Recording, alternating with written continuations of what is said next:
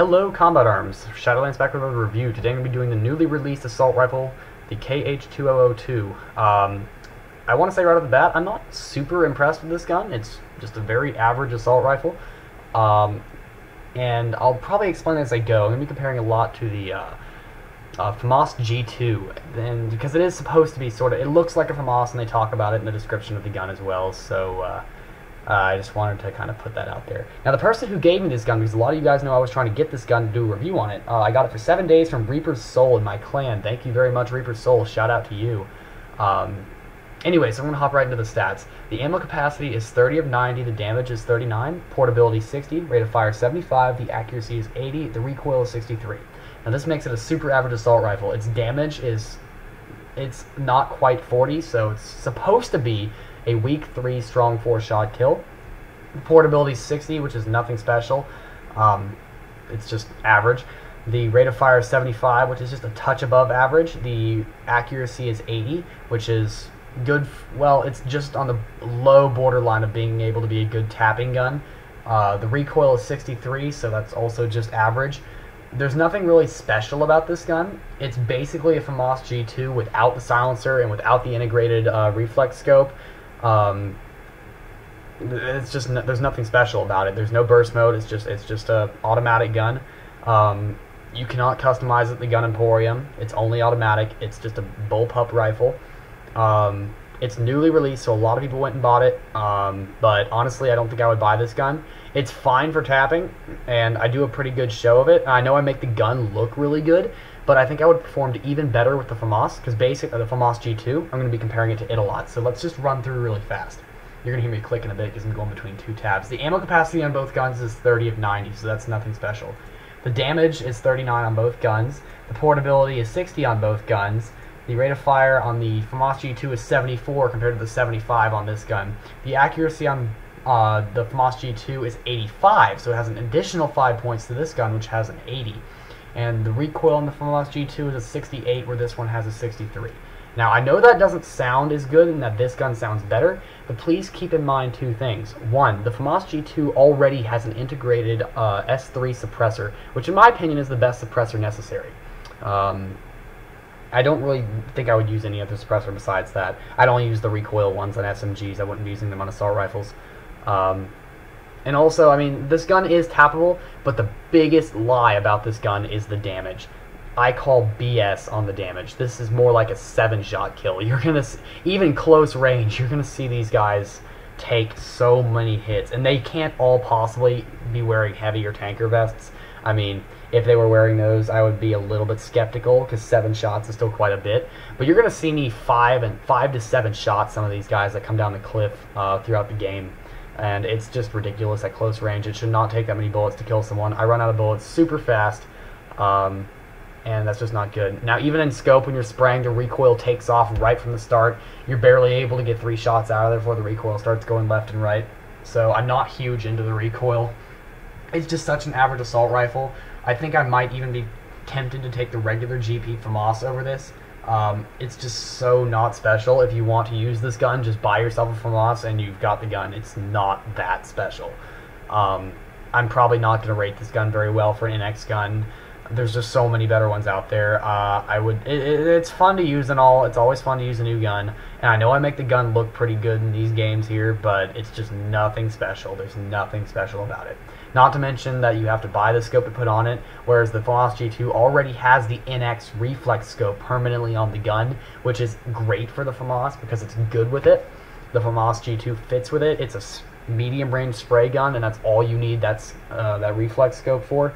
So I don't know why people would buy this gun over the famas G2. I guess a lot of people might think this might be a replacement since the famas G2 is no longer on for permanent duration. I played Ring Around the Rosie here with this guy for a minute and didn't get killed, which is kind of stupid. He tanks 2 shots of Anaconda and possibly a 3rd no-reg, but I'm not sure about that.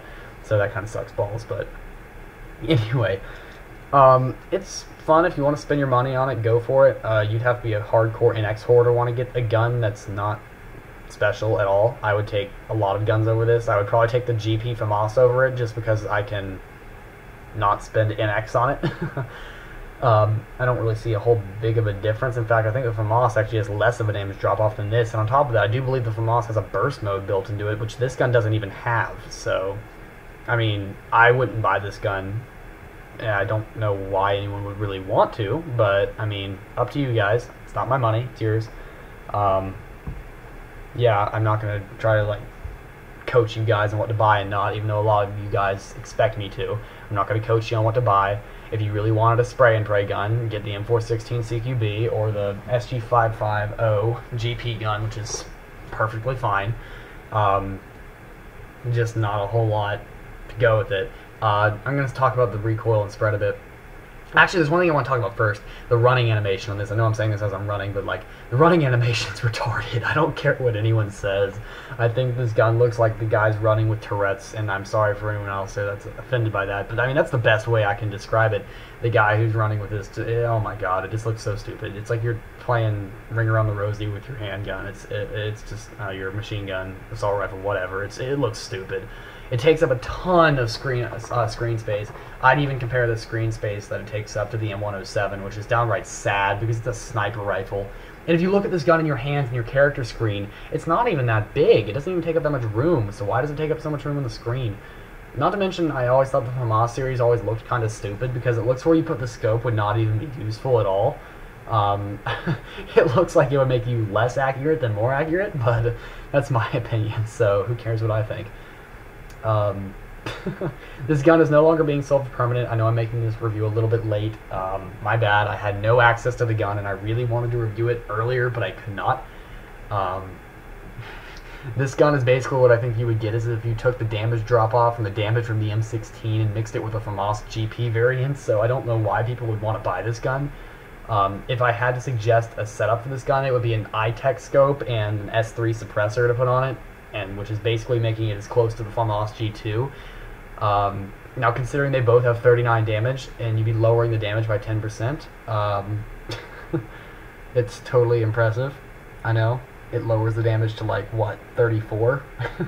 Which is barely a 3-shot kill on a light vester. So, not a whole lot to say about that, but, it's not a super good gun in my opinion. I'm probably going to rate it like a 4 out of 10. I know I'm just bagging on the gun, but, I mean, I'm trying to say whatever's good about the gun. About the best thing I can say about the gun is it's tappable, but so are a lot of guns in the game. So it's a good tapping gun. The bullets don't go out of spray very quickly at all. The overall walking spread and stuff is not actually that bad. The walking spread's actually quite impressive. The running spread, same. The spread when you're moving does not get too far out of hand, which is super impressive for a gun. I guess that's probably the best redeeming factor of this gun. The gun is not the loudest in the world, so I guess the sound coming out of it's not that bad. It sounds a little like a regular FAMAS to me. I don't really have a whole lot more to say about this gun, but I don't have time to put music in the montage, so I'm probably going to stop talking about the gun now and go talk about other things. The comments I've been getting are really, really supportive. I thank you all for that. You're giving me some good incentive to make more reviews. If you guys, I've been taking requests. I did this review on, well, actually I did this review because I wanted it to do, but the Galil Ace, the AK-74U, and the other reviews that are coming out very, very soon, if not already. I'm not sure when these are going to get uploaded in what order, but the ones that I've gotten so far, they've all been by request, and I've done them within a few days of them being asked. I know the M200 review took quite a while to get out, so I apologize for that. I intended to get it out a day earlier, but I had some other videos I had to get up urgently, so that includes Holly Force's montage and the thing with Arctic Drop. Please sub to his channel too, Arctic 1080p. If you don't understand why I'm saying that, please look through my channel until you find the Save Arctic video.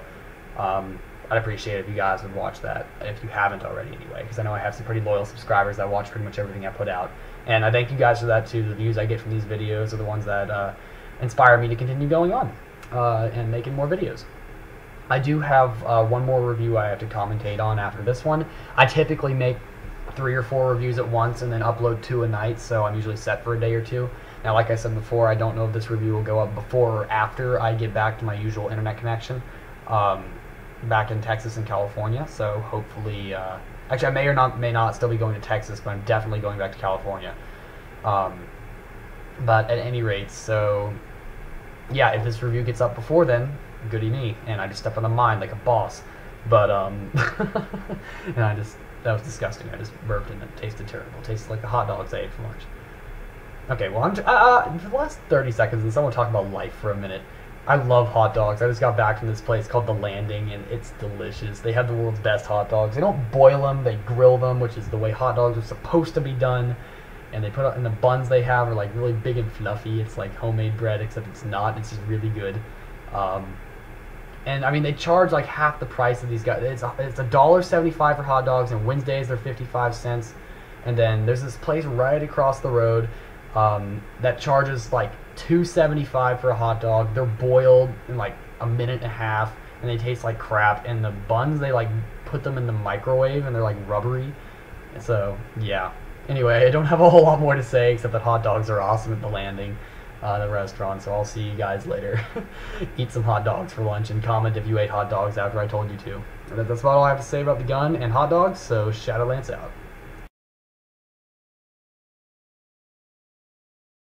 What the hell? How about the cocaine? I threw it all away, Dad. Motherfucker! You throw away all the cocaine? You know what the hell I had to do for the killer all the cocaine?